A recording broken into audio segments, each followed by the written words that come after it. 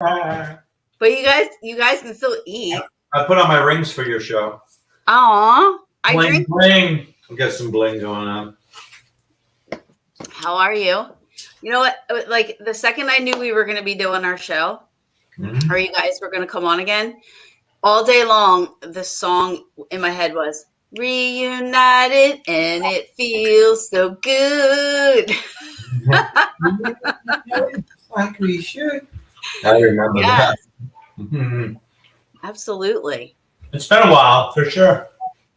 Well, Carl was on with me. When was that, Carl? Maybe that was a while ago, wasn't it? It was about 3 weeks ago. It wasn't quite a month ago. Yeah. Really And then, yeah, for you, James, you haven't been on. I don't remember when.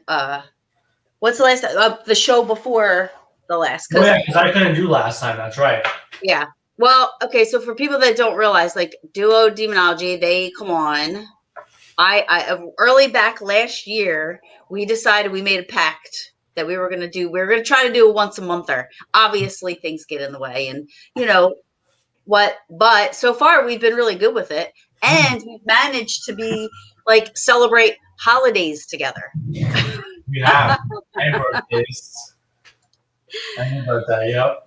Your birthday, yeah.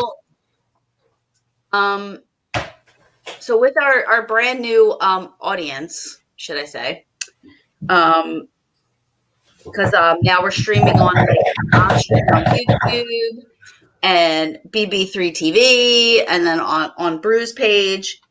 I know you guys probably get sick of doing this, especially on here, because you guys are always. But let the audience know who you wonderful gentlemen are and what you do. We are Duo Daemonologie. And the name is pretty descriptive because you duo, the two of us, and Daemonologie, or you could say Daemonologie is a spell. And Did I say it wrong, Carl? No. Well, actually, I think it was always pronounced Daemonologie, but it used to be spelled Daemonologie. That's the excuse me. This pie that James forced me to eat.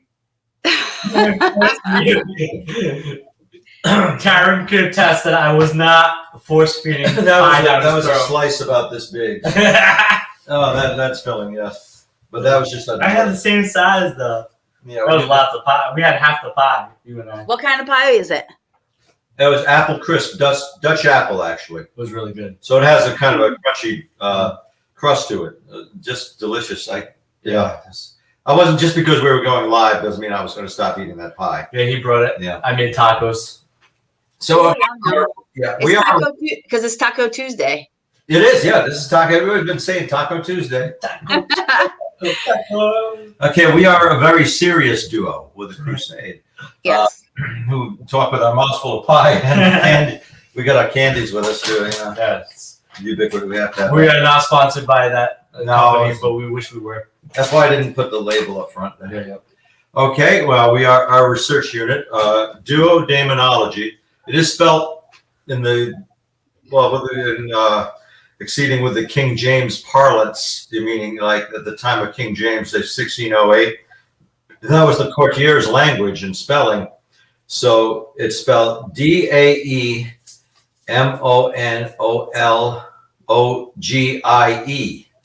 So you got the really old-fashioned spelling, but it said Daemonologie. And as I said, the name it's descriptive because duo, James and myself, it was James' concept, Duo Daemonologie, that we'd work together on this. And we actually have a mission. I mean, we have fun with it. It's paranormal research, but it is something we take seriously because our mission is to legitimize demonology as a field of research and exploration. And a lot of people wouldn't take it seriously. They either dread it, like, "Oh, demon, you guys deal with demons. We don't want to hear about it," or they say, "Well, why don't you live in the real world or something?" But it does have a purpose. And before we're done with this, which we never will be, really. We're going to have demonology be taken quite seriously, and it's actually, it can be approached academically, scholastically, because there is a lot to learn. Now, there are two approaches to demonology. There's academic demonology, which is just, studying it. There are demonologists who never go out to the field, never do paranormal research. They just know about the classification of demons, Right. and, the history of demons, demonology. And there is applied demonology, and we are both. We will go out to the field and help with cases and situations and counsel people when it's inconvenient to get to their places. And we define demonology as the systematic study of the lore and cultural traditions of wicked spirits. So that's what it is. And we don't have really clinical nomenclature to apply to this study. We say demons, we say ghosts, we say spirits, because that's what we've got to work with. I tend to say influence, like an influence would be a demon, but I don't think that's going to really catch on. Or affliction. Because, if we would affliction, if we would duo influences, it really wouldn't sound good. Here we are, duo influence. And but that's what we've got to work with. But it is something that has its place in the 21st century. Yeah, and Carl comes from a long lineage, 47 years, so 48 years now, is it? It's 48 now. 48 years of experience. Actually, as I would say, I was looking into the paranormal before on my own. Oh, of course. But as far as officially starting my paranormal research, that commenced April 17th, made 49 years. Wow! Congratulations. Since I was born. No, since I met Ed and Lorraine Warren at Rhode Island College at a lecture presentation they were giving. And that's when I said, that's what I want to do. I want to be a paranormal researcher. And I like that they explore the dark side. To me, dark is mysterious. That's kind of forbidden, unknown. So it doesn't mean intrinsically evil. And my own definition of a demon, since everybody's busting them out, my own definition of a demon is a poltergeist with an attitude. Because they seem to evince a personality and perhaps an agenda.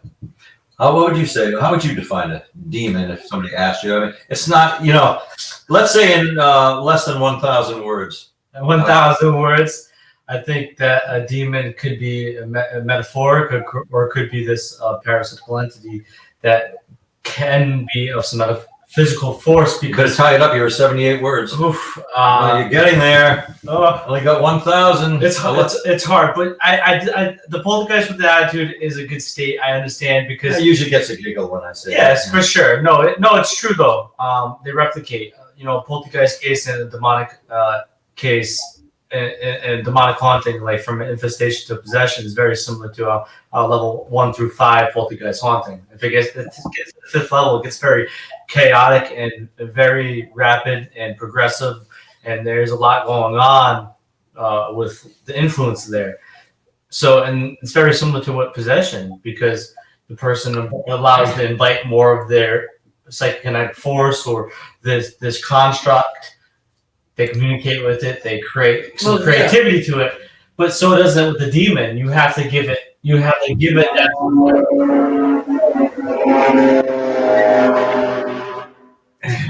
That invitation. Something drove her out. That invitation. The poltergeist threw her out of her bedroom. For the invitation for the possession to occur. So they're very similar. It's hard. Yeah, look at what a demon is. Like, we can only go based upon what's presented through theology or through anthropology and like mythology and what's been presented before us. There's so many religions and faiths with different opinions, but in a lot of there are commonalities too. Yeah. Well, in a lot of those belief systems, there is that concept of a demon. Judaism, Christianity, Hinduism, not Buddhism, so to say, but they do have some concept of like with karma, good and evil.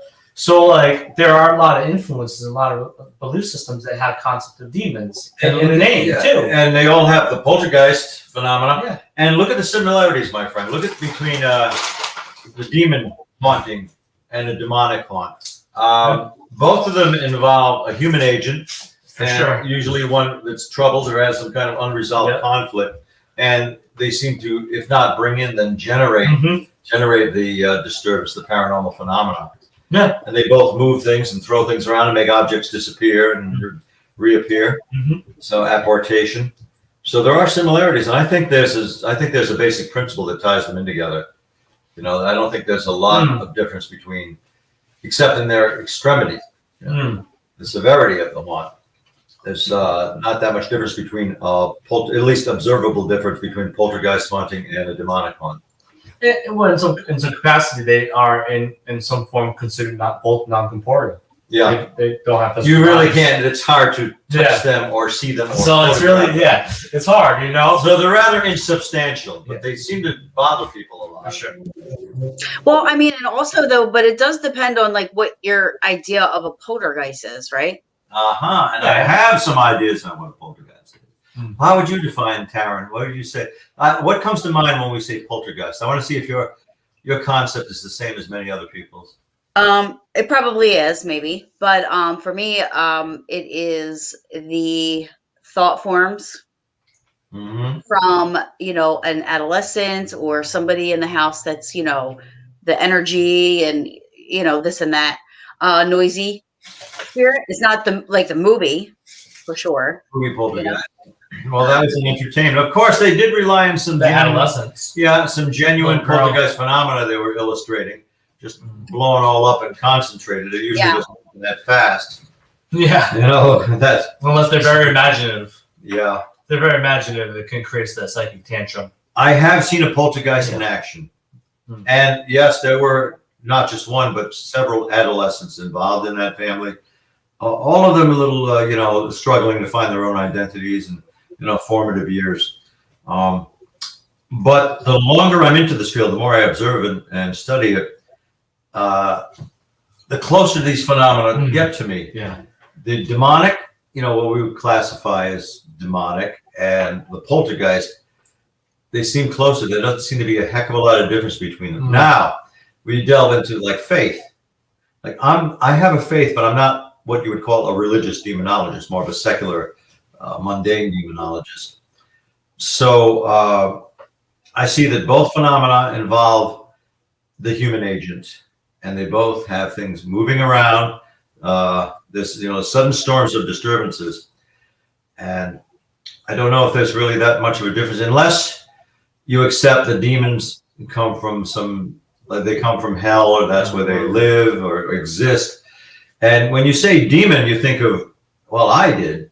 You think of seething caverns, subterranean caverns, and the demons dwell in there, and they lie in wait to, you know, ensnare the souls of humans, ensnare humans and capture their souls and lead them astray. They generally work terrible mischief. But suppose it's something more of the human mind, just as is the poltergeist thought to be. And it takes on an evanescent life of its own. Like you said, thought forms, they become that. They take on their own personalities, their own lives. And they behave like conscious entities. I think they replicate thought. Yeah. And they move for it. Well, do demons pre-exist humans? Do they go back like that? Are they really that, you know, like, were they lying in wait for the human race to come upon her? Don't know. The jury's out on that one. I don't know.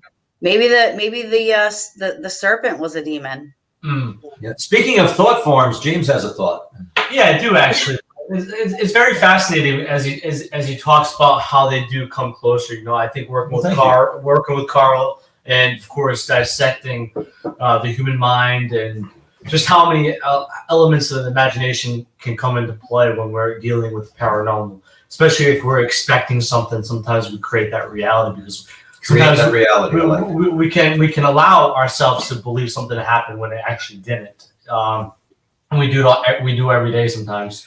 So I've started to understand that how it's capable for people in a location, if they are lonely, they've gone through past trauma, to replicate something that is unexplainable. Because when they're asking for help, they don't really want to say, this is why I need help. There's something they use as a mist, a front, a facade, that maybe they don't even mean to do on purpose, but this haunting occurs because of what's going on within their mind. And I think that's a lot more what occurs. But what's fascinating to me when it comes to the academic side of demonology is that if you look at many different religions, many different faiths, and many different backgrounds, you know, of course, we talk about thought form, Shinto, the Japanese religion that comes from Hinduism, when, you know, of course, they went to Japan from China and all that when they migrated. And so they took a lot of their faith systems. In Shinto, they have their concepts of demons, oni, but they also had the concept of thought form as well. Look at Hinduism, in the same concept they do, and that's 4,400 years old. Christianity, in some form, the Holy Spirit. You have to, your soul is that good spirit, it can be bad or good, but you have to give for you to receive. And so there's so many different thoughts with the similarities, but there always is the differences in a lot of these civilizations and their belief systems. So that's fascinating to me, is that where we've been able to, like, a lot more so back in when Daemonologie came out, Daemonologie by King James, mental illness was understood to some small degree due to Hippocrates, the father of medicine, and his kind of creation of and translation of medicine, and even performing exorcisms on people as a form of psychotherapy. So there's been some form of it, but throughout time, medicine and science has gotten better, and we've been able to deviate way more away from the demon spectrum. But there are still things to this day that we do not understand that occur, where Carl and I are involved with these cases where sometimes nothing clinically can be dissected or diagnosed with these individuals. So it's still fascinating to me. Is it the human element? Maybe it is the human element. We don't understand it at that point. But I also think that if you look at it too, there are some small differences between poltergeist and the demon, but they're so similar. And I think a lot of the times that the cases we are brought into are in fact a human-generated haunting, or maybe something else that they don't understand that is occurring. And of course, when people get scared, they jump to the worst-case conclusion. And forget that you said maybe the serpent in the Garden of Eden, maybe the serpent was a thought form. Right. Well, yeah. Could have been a test. Like maybe a test, or maybe their conscience taking on its own life. Like, I know, they're human. They start to give into temptation. Mm-hmm. They know better. Perhaps in that uneducated time, that nascent time of Earth's history or prehistory, you've got, let's call them Adam and Eve, because what else are we going to say? That's a little known as, yeah. Yeah. Adam starts to feel temptation. He starts to wonder about the tree. Eve maybe they even discuss it a little bit. They say, we must not touch the tree. We must not eat of the fruit of the tree. We must not. They keep saying that. We must not. And maybe that became such a temptation. They knew they were disobeying God's, but they take that guilt or that apprehension and project it into the form of whatever your interpretation of the serpent. It's like an emulation. Yes. Emulation. And maybe that's what people do today when they have unresolved conflicts that take form, parapsychological projection. Yep. It takes on its own life. Yeah, which is fascinating to me is we've talked about the Philip experiment before, but there's many different Philip experiment, many different theories and our favorite experiment. Yeah, many different outlooks of this scenario where is if somebody does have a psychic tantrum, I like to call it psychic tantrum. I like that, psychic tantrum. Which is, psychic kinetic energy outforced by, of course, your emotion. And I think that if you put so much thought into it, of course, aka thought form, that emotion eventually could become a construct or this, of course, what we would call most things, ghosts or spirits. It has some sort of maybe intelligence or a residual form to it where it happens over and over again. But these things can occur. And there are different sectors of the paranormal field where they call these things artificial intelligence, not of course, connected with computers, AI, but with people with dark matter and stuff like that are involved with those spectrums of the paranormal. They call it artificial intelligence. And they can get a synthesized intelligence that's removed, a displacement. Yeah. An energy displacement. So that's what some people also believe, which it's fascinating. It's a fascinating theory. Yeah, absolutely. And I think that we do that even as humans. We do that even not even with paranormal stuff. I mean, I think it's with everything. We personify everything around us, don't we? And if you're doing something, you feel guilty, or you've done something, committed a crime, whatever the case may be, it's always this reason. It's not because, of me, it's because of this, and I think easier to accept, right? Yeah. The onus is apart from you. You're like, well, I didn't do anything to warrant this demon. It's on me, The demon's controlling me or influencing me. My life would be normal if you banish the demon, which people want us to do sometimes. Get this spirit out of my life and everything will be hunky-dory. It's interesting that we're talking about, well, it's not interesting because this is what we talk about, right? Because it's what we always do. It's not a departure. However, so a friend of mine who has a show on BB3 TV with me, or he has a show in here too. He started out doing a podcast about, it was all politics. It was off the cuff. It was about politics. It was about what was going on. It was around the whole election thing. And then he kind of steered away from that eventually and, got into talking about some paranormal stuff. Had me on a show a couple times. James, you were on there. Yeah, it was a good show. Yeah. So he decided to join BB3 TV and he was promoting it, and he, his audience, there was one guy in particular, Carl, I'll get his name because I'm going to ask you because it's interesting that he told him this, but started, berating him for getting involved with a paranormal type of a podcast, saying, it's all dark and it's negative and it's, pulling you in there. And even said that he has performed exorcisms himself, said that he was called to go out to with the Warrens, all kinds of stuff. And I'm like, my friend's sending me these messages and I was like, okay, if he was like anything, if he was being honest about what he was saying, he wouldn't be sending you all these messages right now, because he was basically saying that, what we do here and all this stuff is all the devil's work, basically, Sound familiar, yes. I wonder But he's done exorcisms with the Warrens. That's pretty prestigious. Who is it? I hope he's of a certain age. Not to judge or talk or gossip, but we have to hear the name now. Right now? Yeah, right now. You don't have to tell me the name, but if I will tell you the name. I will tell you guys the name. Interested in hearing the name. All right, I'll tell you the name. Hold on. I don't care. Yeah, who could it be now? Who could it be now? He was on the show the other night. Hold on. It's not a I'm going back on the messages. Hold on. Because I was like flipping out. I'm like, tell him to come on my show. I was like, I want him to come on and I want to talk to him. Yeah, we'd love to be on with him. Huh? Interesting discussion. We'd love to be on with him. Perhaps Oh, yeah. He was David, and I'll spell it, Einhorn, Einhorn. Dave Einhorn? I don't know. I'm not acquainted with him, so it's no revelation to us at this stage. And he says he's an exorcist?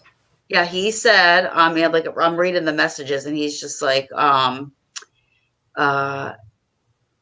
they're thinking they're doing the will of God and not evil. He's like totally saying that what we're doing is we're feeding into the occult. We're garbage. Let me see.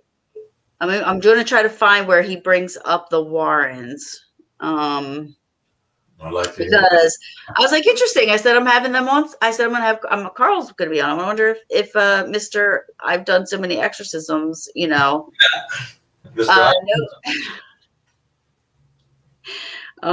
maybe.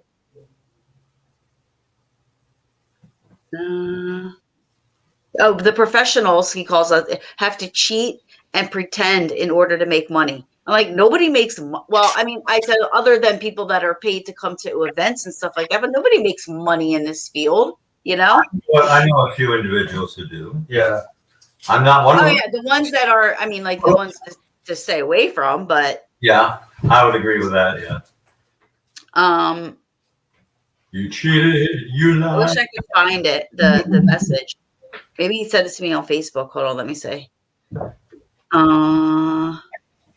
Because he was really upset about it. I was like, you just block him. I'm like, you don't need to worry about people like that.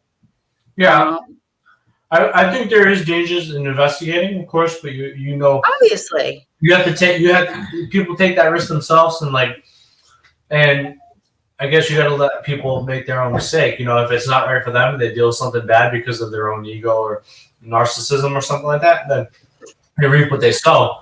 But some people just are in it for kind of some answer or use it to help. Like his brother Keith, he doesn't communicate with spirit anymore. I was going to say, this person you're talking about with all the exorcisms, is his name Keith Johnson? Keith doesn't claim that, though. You know, who knows what he's moonlighting at? No, that's my brother, so I'm just teasing. Yeah, well, you know, the caveat is no one's forced to tune in. I mean, some people feel like they have to stamp out the contagion. You know, have to eliminate this poison that permeates the Skype and the platforms. And, you know, I wish I could tag that guy or like get him to come on here. So I told my friend Dustin, I said, please, I was like, I want him to come on. I want to know what he thinks he knows, or you know, he acts like. Well, I mean, we won't blast him because he might have a great opinion on what he believes in, and you know, we like to have a discussion with him. It won't hurt, you know, because I think if you a great debate and discussion, it's good for people to learn. But people have different perspectives. It is, but I don't think he would be open for your side, like that. No, side. I don't think he would have a coach and above board like debate. His last comment to my friend was, "I've seen a lot more than you or likely your priest have of evil, and yes, I have performed successful exorcisms. The words from the dark side, I give up on you. Bye." For one, well, now you did it. Now you lost. For one, it's technically an exorcist would never claim they're the ones that successfully gloat about performing an exorcism. Well, yeah, a certain amount of humility comes when you are actually seeking to deliver people spiritually. That entails certainly humbling experiences, and you need a degree of humility. That sounds more like hubris than humility. Right. Yeah. I you know, I just that it was. Yeah. Did you see that? Yeah, that was well. Hello, Pedro. That's you keep on home. Boy, if I have to go to the bathroom at 2 a.m, I don't want to see that. I got to get up. Oh no. Yeah. No. So I tried to get this guy to come on, but I was unsuccessful in that. I didn't expect it because everything, and I was telling my friend, everything he was saying was like totally BS. I'm like, if he was anything, what he's claiming to be, he wouldn't be saying any of the stuff he is saying. You know, I mean, he just wouldn't. So he could be useful as an example. Exactly. Yeah, I don't know if I should say of what not to do, but of how not to, you know, comport oneself. You know, because you're not gonna win, you know, win friends and influence people that way, or influence anybody at all. Yeah. Well, people have their own perspectives, Joe. I know, like, nothing against them. You know, I'm not saying this derogatory. I have respect for everybody as long as they're doing good. I have hardcore Baptist friends that will never swear in their life. So I don't know anybody like that. I do. It's crazy. Like, really? If you swear on them, they get very offensive. I've tried that for a week. That was hard. I could never. I love a few words in the dictionary that you tried it for a week. That's like fasting for a week. I know. I couldn't do it. Well, but, no, if I drop something, I'll tell you, I have terrific pain in my. Oh, that reminds me, because she knows about this. I want to say hello to Elise Giamacco Carlson. Always going to say hello to her. But which has nothing to do with what I'm going to say now. I have terrible leg pain in the morning. That's the last. It's been coming on, but it's more the last year, and it depends on how I sleep. If I sleep with my legs crossed and crooked, I don't swear. You might think I'd be saying, "Oh, gee, mother, yeah." No, but I wake up and it wakes me up, and I'm like, "Oh boy, wow, wowie zowie, wow, am I going to get out of bed today? Oh my word, this is new." But I don't know why it doesn't come out with a string of cusses.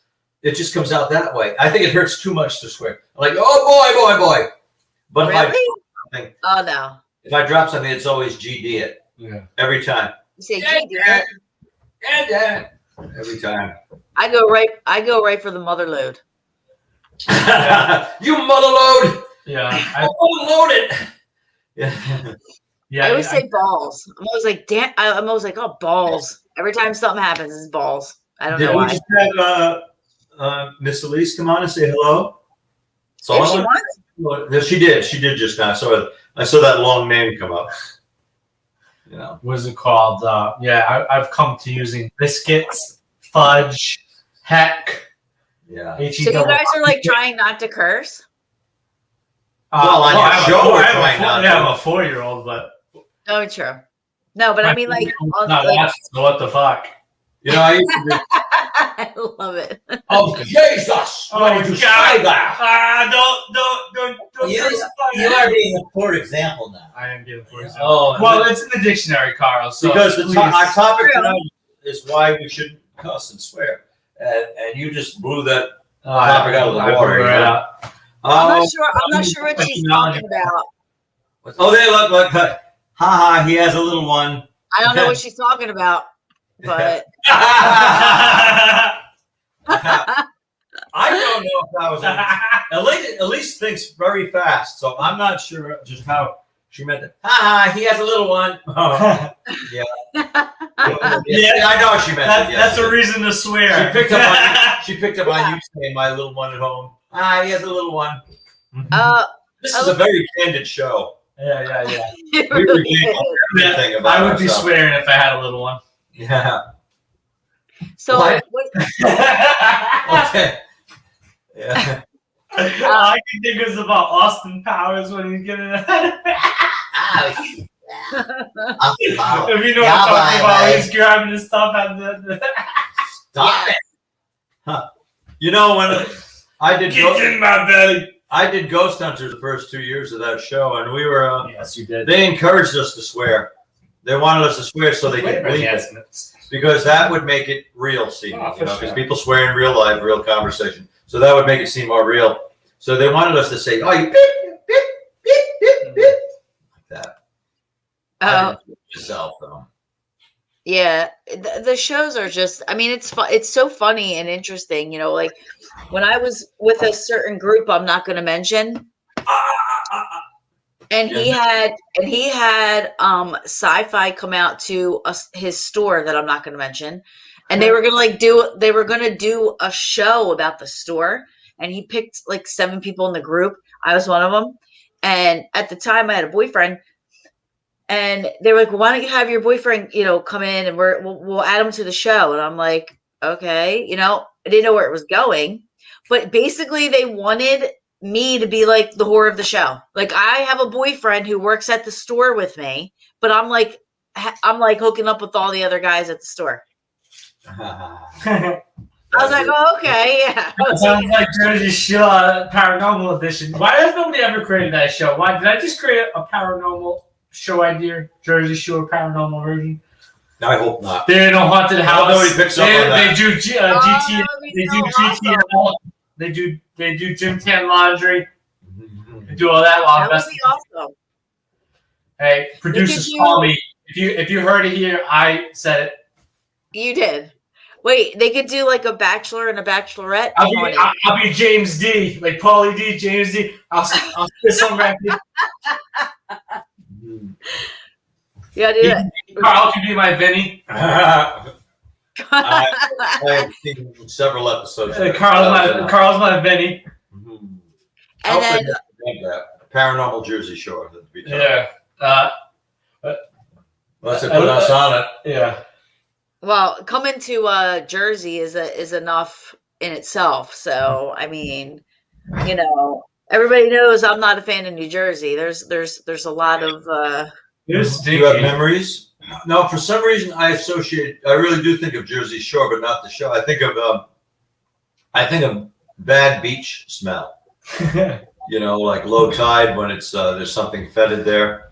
Well, it's hi y'all. Yeah. No, there's something about, I mean, because I've been to the beach in New Jersey, and it, you know, just cursed. at that time, it wasn't in the summer either, so it didn't smell very good, you know. Listen, it's because it's New Jersey. Okay. Touche. That's just first of all. I mean, it's no secret that I don't like living in New Jersey. But the Jersey, that is not Jersey people though. They're like up north. They're from up north. You know? So you don't come from Jersey though. Oh yeah. You do? I'm trying to remember my Karen history, yes. I am. I'm born and raised. I was born actually in the town that I'm living in right now, sadly. But Well, I mean, it sounds like I've had a good time in New Jersey. I've had three girlfriends in New Jersey. well, the women, you know, if you get the right one, there's a lot of good women out of New Jersey. I think you were one of them. I think you were one of them. Were you my girlfriend in like 2000, you know, oh, that would go way back, 2015? Not 15, no, go back, 2005, 6. Did we date for a while? We may have. I don't know. I mean, you know. Might have been you. You were a good experience. It's just my memory isn't that good. That was you. Yeah, okay. You were a good girlfriend. I remember. Of course. I'm an angel. Yeah. You know what the Italians say? And here they go on you. Angel with horns. Yeah, but you can't see them, so it doesn't count. You got the invisible horns. Yeah. Well, you probably. So what have you guys been doing? Have you had any cases, or you guys just been doing events, or you guys just? I mean, I know. With the events are coming back as far as physical appearances and all that, but we've been doing online appearances, and we get consulted a lot. And we are wary when, you know, not that we're demonologists, so we're going to get contacted by people with these spiritual problems. But we get a lot of messages that say, I need help, I have a demon. Well, that's a self-diagnosis. You know? Right. Are you finding that a lot of this is coming because of the shows? Like they watch the shows and stuff like that? Yes, there's a connection there. Because you said about parapsychological projection, you know, projecting the thing. You know, now I can understand it. Now it's scary and it's inconvenient, but it's not as frightening because now I know the problem doesn't originate with me. They would say it's the demon. You know, it's something apart from me. It's something invading my life. So it's very easy to attribute the, you know, psychological maladies. I'm not saying everybody who thinks they have a demon is crazy. No, by no means. But I'm saying it's a convenience sometimes to diagnose oneself with having a demonic influence or presence. It's like the more disrupting their lives. It's like the more modern spectrum of WebMD, people self-diagnosing their medical issues, and usually half the time, most of the 3/4 of the time, they're wrong, and sometimes you have a good percentage of being right. But you know, well, I mean, correct me if I'm wrong. If somebody really is, oh, you're wrong. I got to correct you right there. No, you said correct me if you're wrong. I'm taking you up on your invitation. But if somebody really is, you know, in the stages of, you know, being oppressed by a demon, I mean, they're not going to reach out to you and say, I have a demon. That's a good point. That is a good point. Probably not. They'd be too scared to. It would make it too real to them. Or they just. But the demon, if that's really happening, the demon's not going to want somebody to come in to help to get rid of it. You know, it's like, I mean, it's not going to. That person's not going to do it, right? I mean, it would be. It's mostly an outside influence. And I think one symptom of oppression, demonic oppression, is that the person becomes more withdrawn, stops communicating. It's like depression. They stop communicating. They stop saying help at a certain point. And that's when they most need the intervention that they're not asking for. What are the key things that you guys separate negative, just a negative, as opposed to maybe it being diabolic? The next level, yeah. It can be difficult because one segues into the other often. Depression is also hallmarked by withdrawal, societal withdrawal.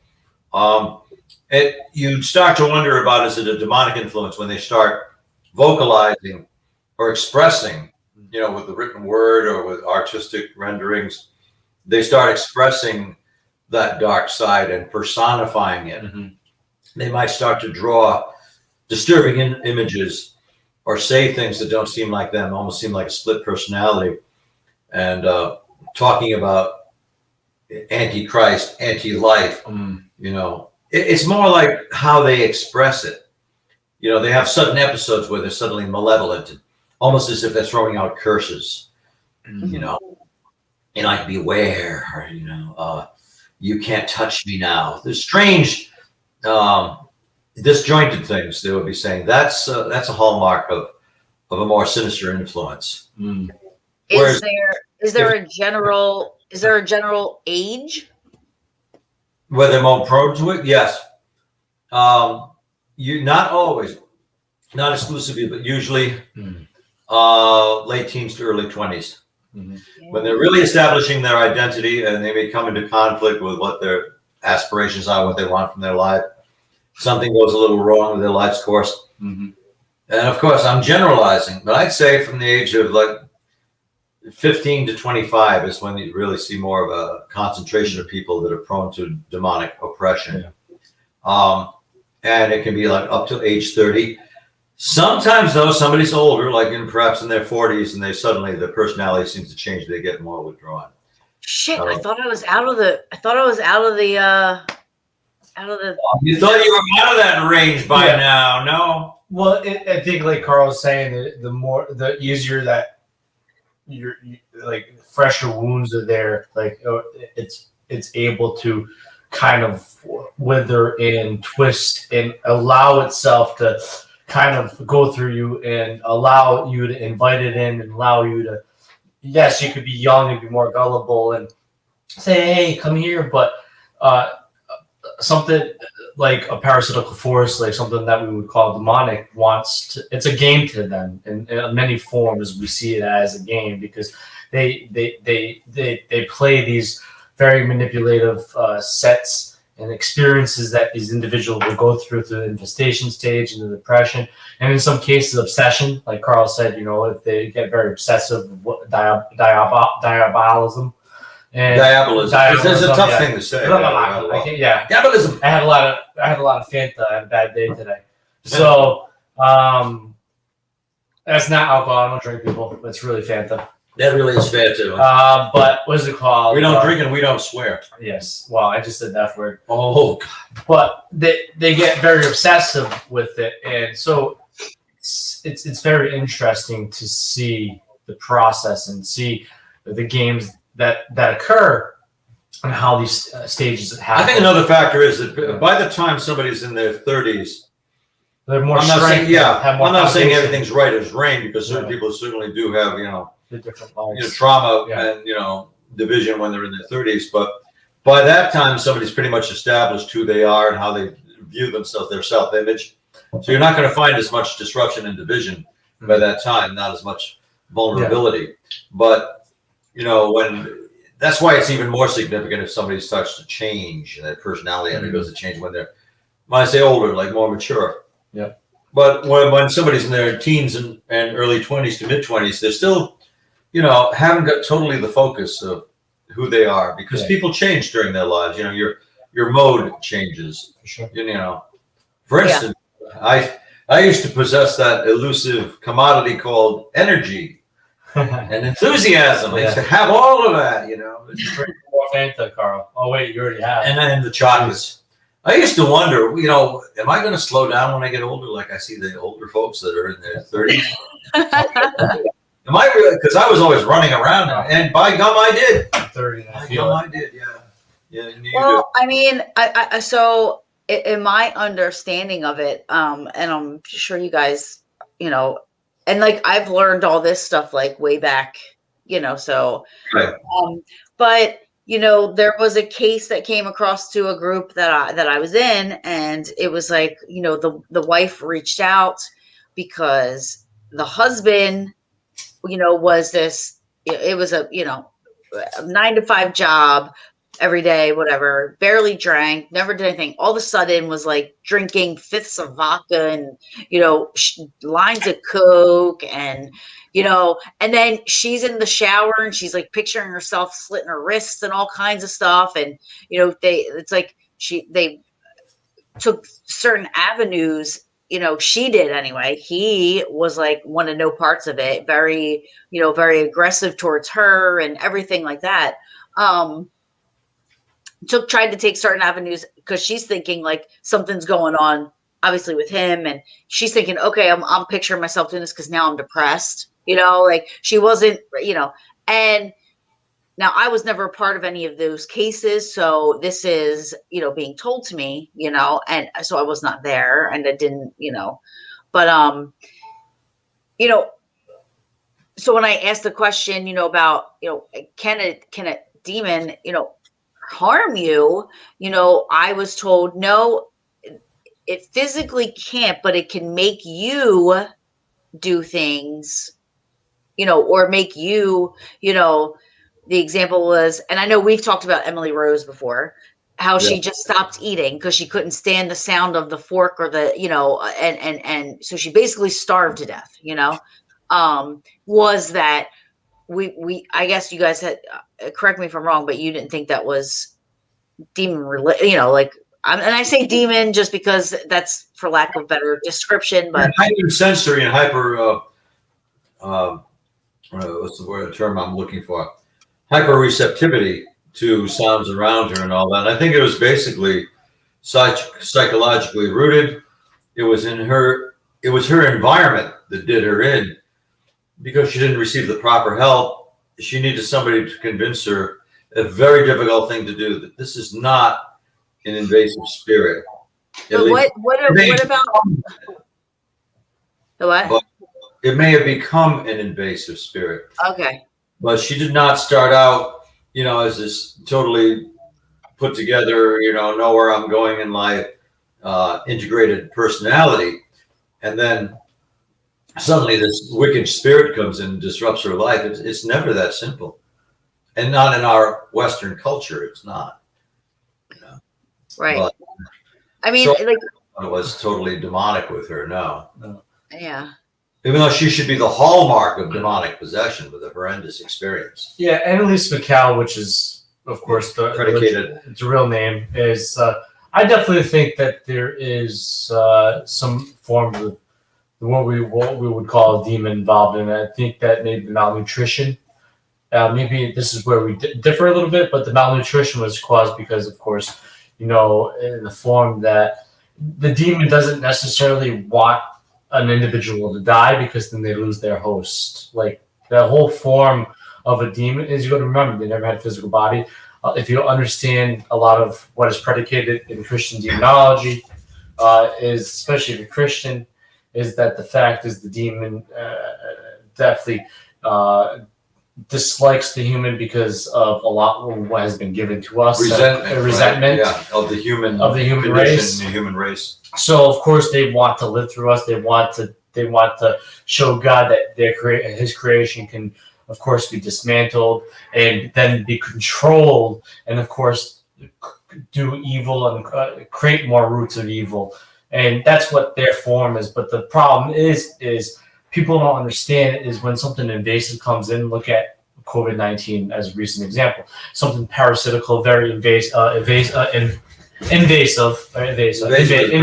For it, yes. And it gets into your body and it kicks you out, because only one soul can inhabit the body, technically, if you believe in that, right? And so it basically kicks you out. And if you are in the form of what Annalise McCall was in many forms, she was very, some people would almost call it perfect possession. And she basically was withering away like a vegetable, because this invasive spirit was in her, and basically her body was withering away. That's why a lot of people say, and of course they can believe it, it could be all folklore and myth, but that's why a lot of people say that people that have been involved in this in some serious way have died young, or have died mysteriously, or died in some circumstances that people don't understand. And some of it being cancer or whatever, and they say because people that are involved in it, and I really truly feel this with, of course, like how we deal with stress and the environments we're in. So I believe a lot of the situations that Carl and I have been involved in have a lot of negative environment, and some of these things that we've come and play with are very negative in energy and negative in form, and your body comes accustomed to that. It creates stress, it creates division in your life. So there's a lot of things that occur, a domino effect that occurs being involved in this. And domino effect, yeah, that's a good way to say it. I think that you could see this. You could see it how we deal in daily life. Well, you have to be like that show, Sight. Yeah. This is the character in Sight had this prodigious memory.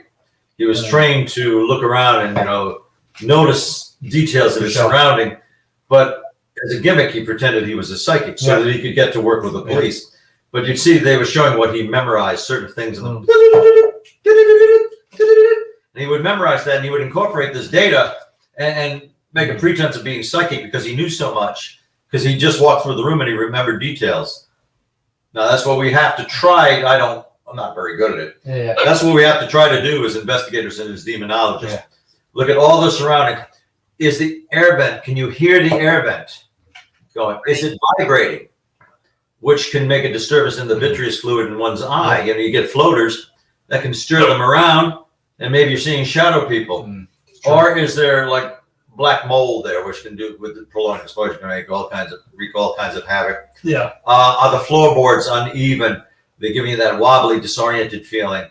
Is there a lot of religious iconography around, like protection here, protection there? Yeah. So many things to consider. But you try to collate all this and get a picture. You collate. Yeah, I like that word. Yeah, after a while, you collate. And, you might get a little stopped up sometimes, but then you collate.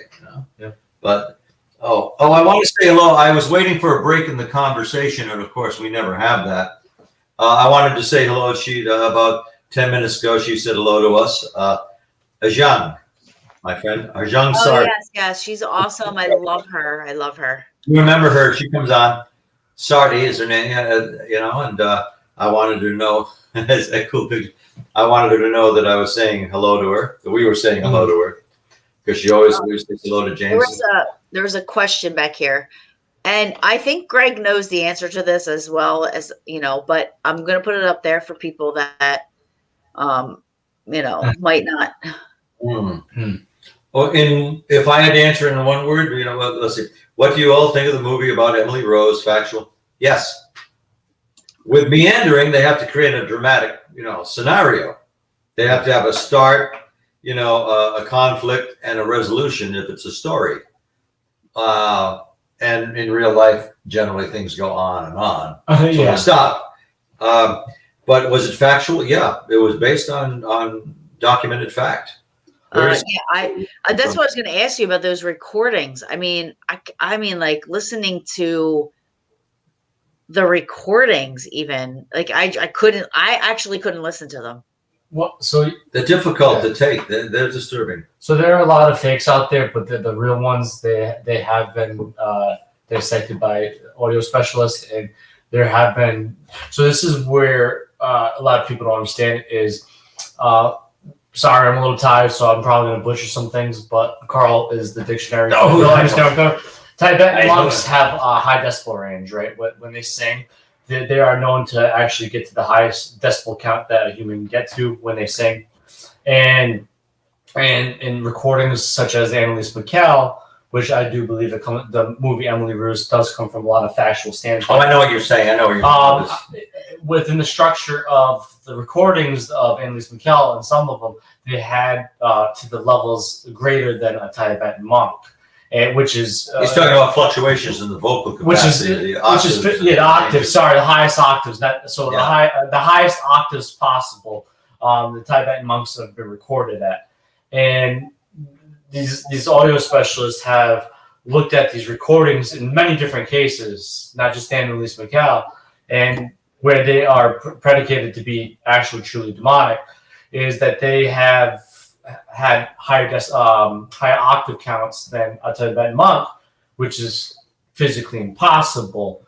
Well, we're talking about somebody like at the extremes of tension, where she would, if the body can react and produce that, it's going to. Yeah. Delirium, you know. That's crazy to think. I don't know what I can do. I used to be quite the vocalist. I could do like cartoon voices and. Yeah, but I don't know if you could do that. But I think ever since my bout with COVID, and which hit me in the respiratories, the upper respiratory, I think I'm pretty much stuck like my normal voice is now. You know, because when people speak to me on the phone, they think I'm like 6'8" or something. You know, because I've always, since I was 14 and my voice changed, I've had this voice there. Well, I think what's fascinating though is even if you take out the fact that if your body is even not trained to do that, though, there have been recordings as well. I haven't experienced it, but like personally, but I've heard these situations, these occurrences, and through recording from other people that are involved in this, where multiple voices were heard in the recording. And I believe they're genuine, because I really don't believe these people would create very divisive, not divisive, like deceptive. Well, like, it depends on the audio. sincerity. Because but if somebody's convinced that they're under the throes of possession, does that make it any less genuine? Yeah. But what if they don't realize? What if they don't know? What I'm saying though is in the audio though. I'm saying in audio though, like this. Back and talking about octaves, talking about like how can somebody that is saying something, how can we have three different voices within our structure? I can comment on that actually. Can you? I can't demonstrate now. I don't know what my vocal capacity is now. You can do it? I can do three voices at once simultaneously. I used to be able to do that. I presume I still say can. one word. No, I want to do it.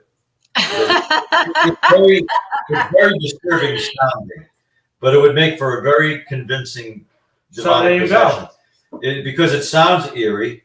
I can even isolate each one of these three levels of voice. I can do any vibrato on any one of them, like I can sustain a vibrato on any one of these three voices that I do at the same time. But it can hurt to do it if I'm not prepared to do it. It can just suddenly, that gives me a sore throat. I can isolate anyone, do vibrato with it. I can do two. I can shut off one at will, and I can do two, and I can do three. If you would tell me do all three, I could do it. You say do two of them. Do the middle one. I could do that. Do the lower one and the middle one, and shut off the higher one. I could do that. Now do just the higher. But you trained yourself to do that, though, right? I just found out I could do it, and I practiced it. So you do words? I can't. It's hard to articulate words. I can. Yeah. If I were to say, you are all doomed, and I did those three voices, it would be the eeriest damn experience. So there you go, people. But if you sounded like a 5-year-old little girl, that would be like, Well, none of them sound like that. They sound demonic. The voices, they're hoarse but audible voices. And then what about when they, have when they're the Latin, right? Is that a thing? Like, I mean, is that really a thing that they're? Well, I've heard of it where people they can speak in a kind of a faux Latin that sounds very much like Latin. It's called fake Latin. Yeah, it's called Latin. Like if you heard, and different movies do that, like Excalibur had that, and 1492 Conquest of Paradise about Christopher Columbus starring Gerard Depardieu. Jesus. The opening theme has, it's very stirring. And I was trying to decipher the Latin in it. I said, now it's Latin, but I don't understand this word and I don't understand that word. Maybe I'm just not that good at Latin. But it turned out I read up on it. It was actually a language they invented. They made it up because it sounds like Latin. Yeah. It went in nomine Dei, in nomine Deo. And it's not really Latin. It's in nomine is, but but it sounds like Latin. And they do that with movies sometimes. They'll make up lyrics. Oh yeah, well they make languages in movies all the time. But yeah, no. Well, what about the Star Trek had Klingonese? They made up that language. Well, yeah. I'm not very. Except for some reason, the Exorcist movie it didn't scare me either.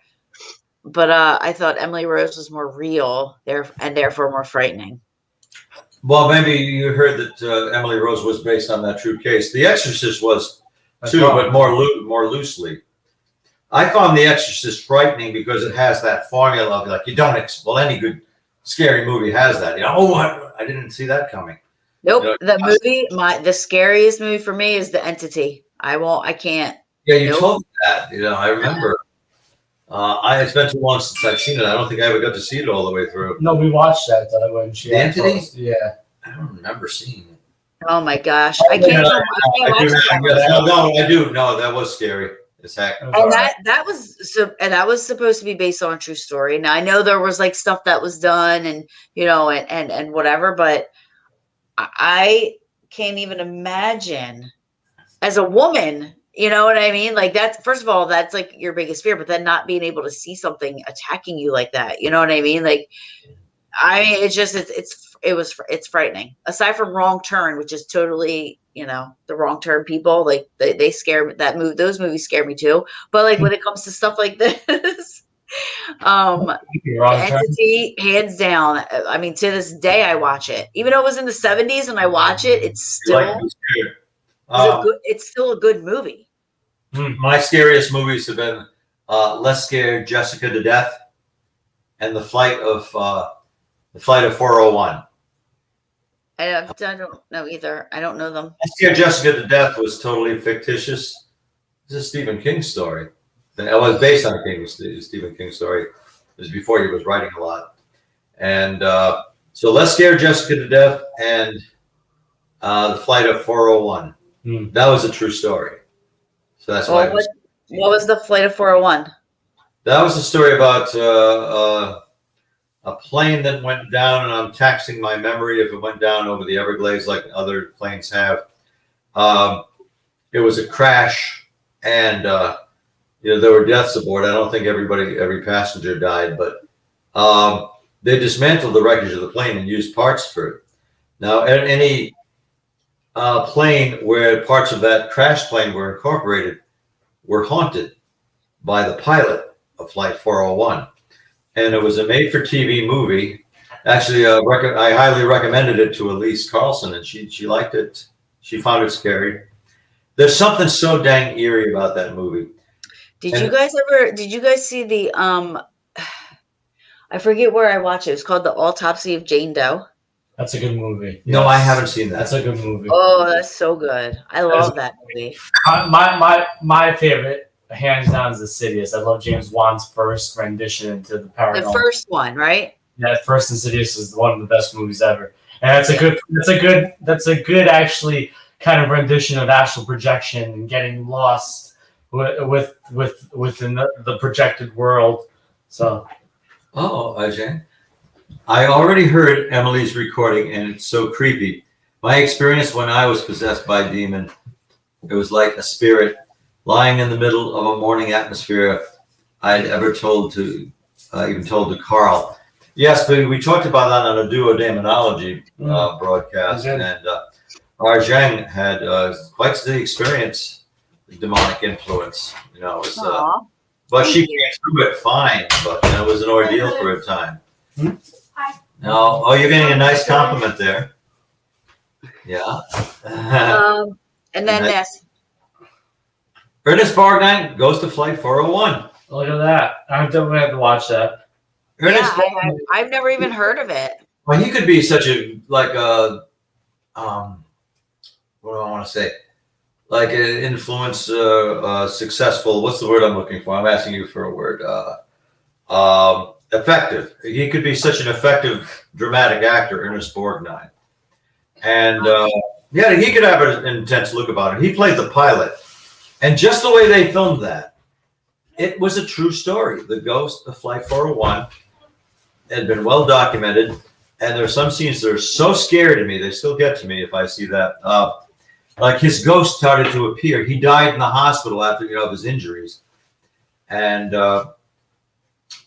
but he would appear. Like I said, they dismantled the plane, the wreckage of the plane, excised parts that they could use in newer aircraft, incorporated them, and where the parts of the crashed plane were installed, there would his ghost appear. And it scares the bejesus out of me when yeah, like that. And it makes me do that. But makes me bark like a dog. It makes you squeal like a pig. Sorry. But they show this lady, like on an elderly lady sitting on the plane, she's a passenger, and she's sitting there, and she looks, and next to her in uniform with his cap, is a pilot, and of course it's the pilot of the Flight 401 who had died, and he's just sitting there looking straight ahead, and she's like kind of startled to see him. Then she looks down, then she looks up again, and a moment later he's gone. So she screams, she starts screaming. That is very riveting to me. And the pilot of a new plane, when he comes back, one of the flight attendants, they used to call stewardesses, one of the flight attendants sees him in the back, sees him standing there, the Ernest Borgnine part. He's just standing there with his, holding his hands like that.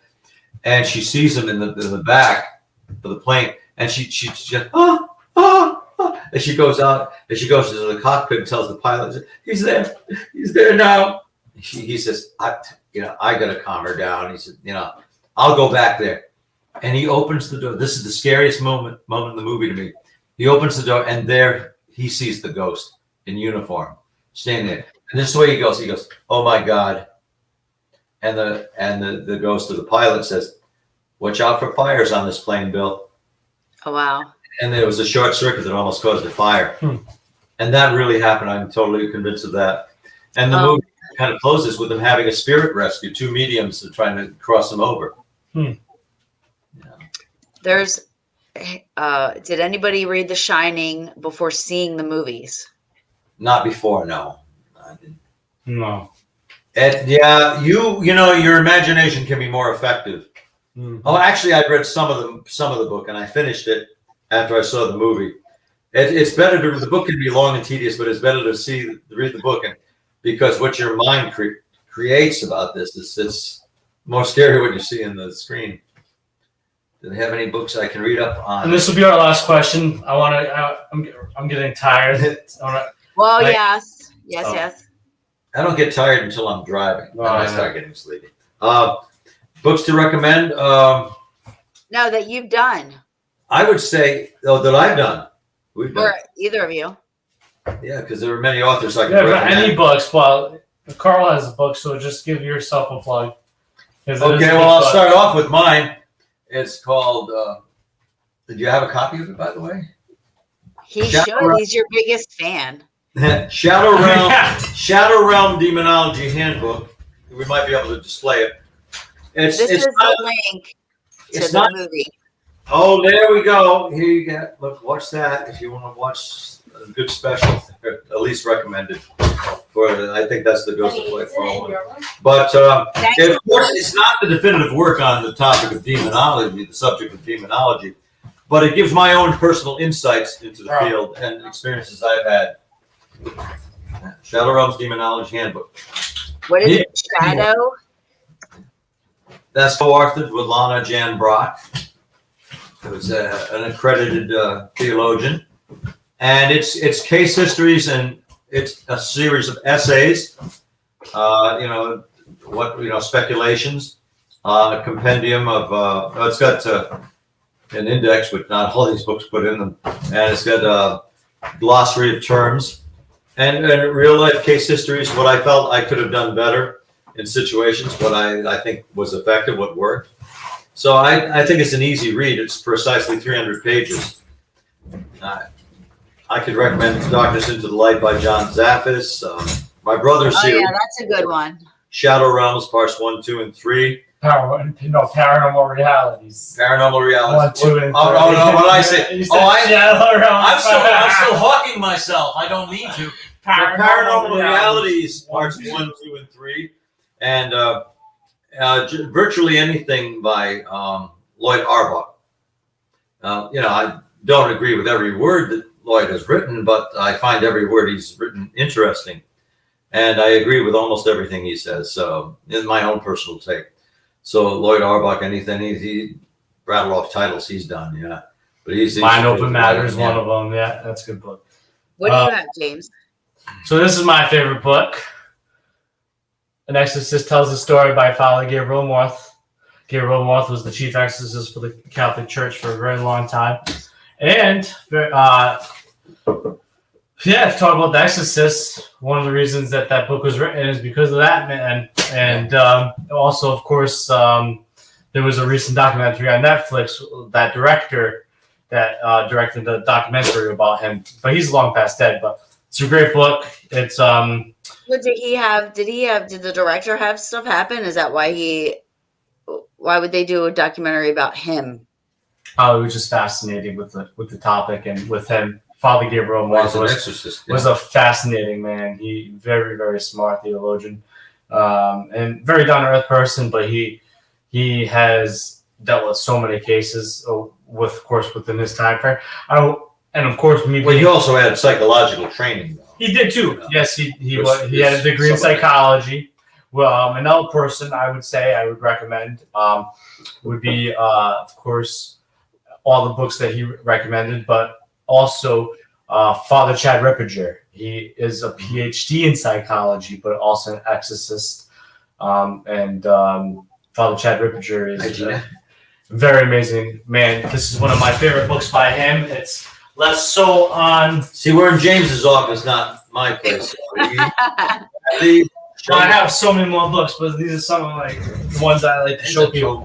But this one, Introduction to the Science of Mental Health by Father Chad Ripperger, PhD, and that's an exorcist. One of my favorite books because this will explain so much. See how big it is too? It's like you could slap somebody with knowledge in this. It's like, oh yeah, you knock them out. Man, they'll wake up smarter. But that's a great book, and yeah. Awesome. Thank you. Well, is it about our time? Yes. Yes. I'm so happy that both of you joined me this week. It's been interesting too. Yes. I love having you guys on, and the audience loves you guys coming on. So my girlfriend Celine Grace. Hi. Thanks for letting me steal him for like an hour and 15 minutes. And be doing than going out to like strip joints and stuff. Guys, I don't do that.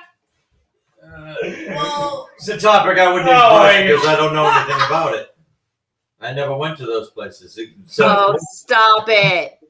I'm just saying, I'd rather have my boyfriend doing something at home than doing drugs or going to a sex club. True. This is true. Unless you guys can go together, then that's fine. I don't know about the drugs, but you can go to the clubs together. Oh, I'm good.